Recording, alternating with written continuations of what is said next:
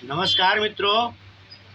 कुछ YouTube channel है जो भाजपा कार्यकर्ताओं को हाज पिल्ला कह के संबोधित करता है। बहुत से YouTube चैनल है और उसके जो हैंडलर्स हैं वह भी बहुत सारे नैरेटिव्स को सेट करके और फिर अपना वीडियोग्राफी करता है, अपना चैनल चलाता है। तो अगर कोई YouTube चैनल है जो भाजपा कार्यकर्ता को या भाजपा से जुड़े हुए लोगों को हाज पिल्ला कह के संबोधित करता है, तो मैं भी उन लोगों को कुत्ते के पिल्ले से कम नहीं समझता हूँ, बल्कि मैं समझता हूँ कि वह बड़े वाले पिल्ले हैं और ऐसे पिल्ले हैं जो कोई बोटी फेंकता है तो उस बोटी को लेकर के और फिर भौंकते रहते हैं। तो बहुत सारे YouTube चैनल है जो कहता है कि मोदी जी ज़रूरी मीटिंग को छोड़ करके पहलगाम में आतंकवादी हमला हुआ, उसको छोड़ करके बिहार में चुनावी सभाएं कर रहे हैं, भारत की राष्ट्र की सुरक्षा को कम महत्व दे रहे हैं। तो सबसे पहले तो मोदी जी रुकते नहीं हैं, वह 18 घंटे कार्य करते हैं और कोई आतंकवादी अपनी आतंकवादी गतिविधियों से मोदी जी को रोकने का प्रयास करेगा तो यह कभी भी संभव नहीं है। मोदी जी कभी नहीं रुकते हैं। जब पहलगाम में आतंकवादी हमला हुआ तो मोदी जी अरब अमीरात के देशों की यात्रा पर थे, फिर उन्होंने वहां से यात्रा छोड़ करके वापस अपने देश आए। अपने देश आकर के सबसे पहले तो एयरपोर्ट पर ही मीटिंग किया और मीटिंग करने के बाद उसमें सुरक्षा सलाहकार थे, सेनाध्यक्ष, तीनों सेनाध्यक्ष थे, CDS थे।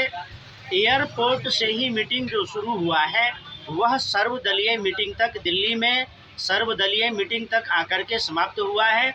सबको दिशा निर्देश दिया गया है कि कब क्या कैसे क्या करना है और जो सुरक्षा एजेंसियां हैं, सुरक्षा से जो जुड़े हुए लोग हैं वह अपना कार्य कर रहे हैं।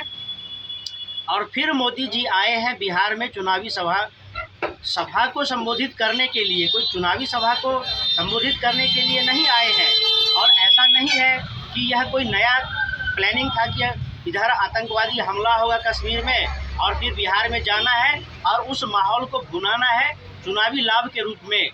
तो यह तो उन यूट्यूबर जो यूट्यूब पर चैनल चला करके और जो कुत्ते की तरह भौंकते रहते हैं, यह उन लोगों का नैरेटिव हो सकता है कि वह एक चुनावी मुद्दा बनाए इस चीज़ को, लेकिन ऐसा बिल्कुल नहीं है।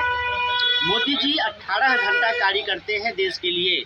प्लेन में रहते हैं तो प्लेन में ही काम करते हैं, एयरपोर्ट पर उतरते हैं तो एयरपोर्ट पर काम करते हैं। और चुनावी मुद्दा क्या है, चुनावी माहौल क्या है? जब कुंभ का आयोजन हो रहा था तो एक टकला पत्रकार कह रहा था कि योगी को प्रधानमंत्री बनना है तो इतना विशाल कुंभ का आयोजन करवा रहा है। और अब कोई यूट्यूबर कह रहा है कि मोदी जी पुलवामा पहलगाम में जो आतंकवादी हमला हुआ है बिहार में जाकर के उसको चुनावी माहौल बनाने का तैयारी कर रहे हैं और उसको फिर चुनावी माहौल बना करके उसका राजनीतिक लाभ उठाएंगे।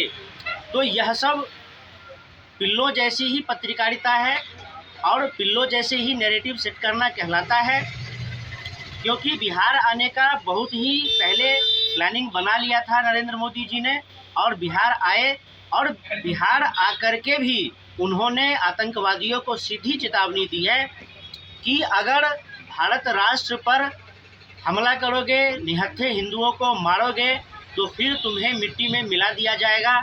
और उन आतंकवादियों को मिट्टी में मिलाने का कार्य चल रहा है। बहुत सारे आतंकवादियों को मारा भी गया है और जो वहाँ के कश्मीर के आतंकवादी थे उसके घरों को बमों से उड़ाया जा रहा है, यानी कि मिट्टी में मिलाने का कार्यक्रम चल रहा है। तो सबसे पहले तो ऐसे यूट्यूबर पत्रकारों को पेट में दर्द मरोड़ क्यों होता है जब भाजपा अच्छा कार्य करता है? मैं उन्हीं यूट्यूबर कुत्ते के पिल्ले से पूछना चाहूँगा कि जब 232 सांसदों ने वक्फ अमेंडमेंट बिल के विरोध में मतदान किया था तो तब क्या तुम्हारे मुंह में दही जमा था? तुमने एक चू शब्द भी नहीं कहा कि 232 सांसद हैं देश के जो वक्फ अमेंडमेंट बिल के विरोध में है। फिर न तुम्हें उसमें कोई राजनीतिक बहाना नज़र आया, न कोई चुनावी मुद्दा नज़र आया। तुमको उनमें कोई देशद्रोही गद्दार वाली बातें समझ में नहीं आई। तुमने एक चू शब्द नहीं कहा उस पर कि क्यों 232 हिंदू सांसद वक्फ अमेंडमेंट बिल का विरोध कर रहा है, जो वक्फ बोर्ड अपने असीमित शक्तियों के माध्यम से पूरे देश के ज़मीनों पर लैंड जिहाद कर रहा है और भू माफिया के रूप में भारत में अपनी भूमिका को निभा रहा है। लेकिन योगी कुंभ आयोजन करता है तो उसको प्रधानमंत्री बनना है। अगर मोदी जी कहीं जनसभा करते हैं तो वह चुनावी लाभ लेना चाहते हैं। तो इस प्रकार की जो दोगलापंथी है कुछ यूट्यूबर पत्रकारों का, इस चीज़ को जनता को समझना चाहिए और ऐसे लोगों को जवाब दिए जाने चाहिए।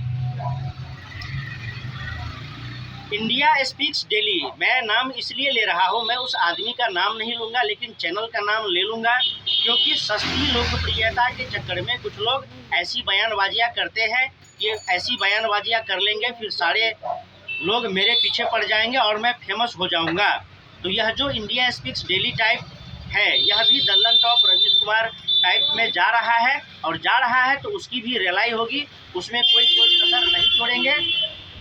और कोई छोटा यूट्यूबर है कोई बड़ा यूट्यूबर है, इससे फ़र्क नहीं पड़ता है। कौन भारत राष्ट्र का हित चाहता है, कौन सनातन धर्म का हित चाहता है, यह सबसे बड़ी बात है।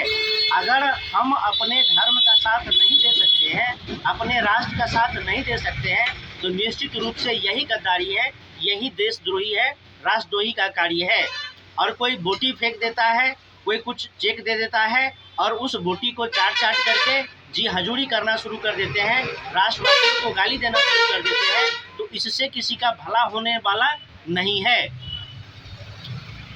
बहुत सारे कार्य किए गए हैं। आज मैं उन्हीं यूट्यूबर पिल्लों को कहना चाहूँगा कि तुम आज बोलो कि आज जो महबूबा मुफ्ती कहती है कि यह जो आतंकवादी हमला है यह कश्मीरियत पर हमला है, तुम इस पर एक लंबा लेख लिखो और कहो कि कश्मीरियत पर हमला तभी हुआ था जब 1990 में कश्मीर से कश्मीरी हिंदुओं को मार करके भगाया गया था।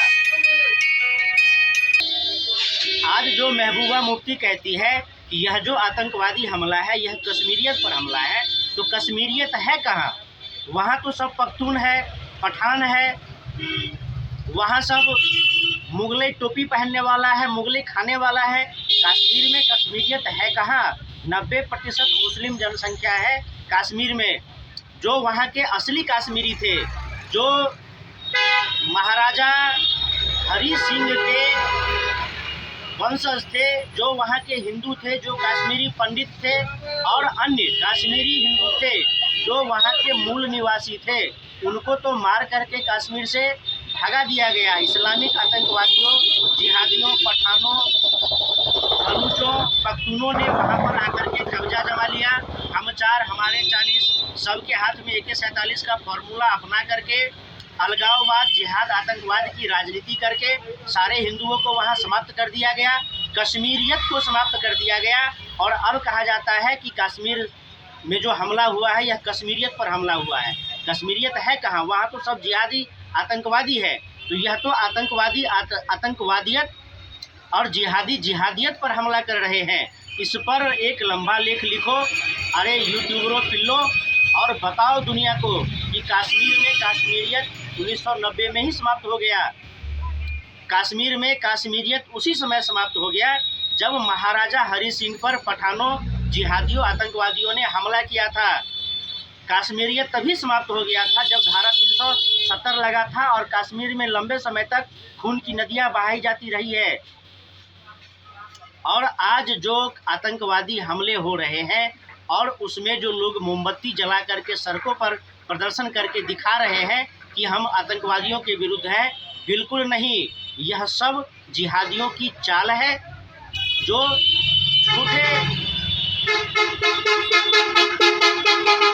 जो दुख व्यक्त करते हैं, यह सब उनका झूठ है।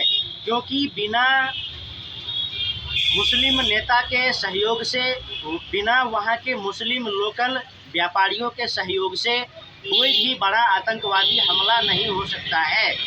अगर आतंकवादी वहाँ पर रेकी कर रहे थे, अगर वहाँ पर आतंकवादी घूम रहे थे, वहाँ पर लोगों को मारने का सारा तैयारी कर रहे थे, तो वहाँ का लोकल जन सामान्य क्या कर रहा था? लोग कहते हैं कि यह सुरक्षा एजेंसियों की चूक है। सुरक्षा एजेंसियों की चूक कैसे हो सकती है? सुरक्षा एजेंसियों की चूक तब होती है जब नागरिक भी चूक जाते हैं, वह पहचान नहीं कर पाते हैं कि कौन अपना है और कौन अपना शत्रु है। तो ऐसे यूट्यूबरों को, पत्रकारों को लंबे लंबे लेख लिखने चाहिए कि कश्मीरियत को जिसने मारा है वह सब आतंकवादी जिहादी है, और कोई आतंकवादी जिहादी नेता कहता है कि यह कश्मीरियत पर हमला है, तो यह सबसे बड़ा झूठ है और सबसे बड़ा फ्रॉड है। तो ऐसे यूट्यूबर पत्रकारों के जाल में नहीं फंसना है कि जो कहता है कि कुंभ हो रहा है तो प्रधानमंत्री, किसी को प्रधानमंत्री बनना है तो कुंभ का आयोजन हो रहा है, और मोदी जी बिहार में चुनावी सभाएं कर रहे हैं, तो उनको जो पहलगाम में आतंकवादी हमला हुआ है उसका राजनीतिक लाभ लेना है। फिर मिलेंगे अगले वीडियो में। नमस्कार।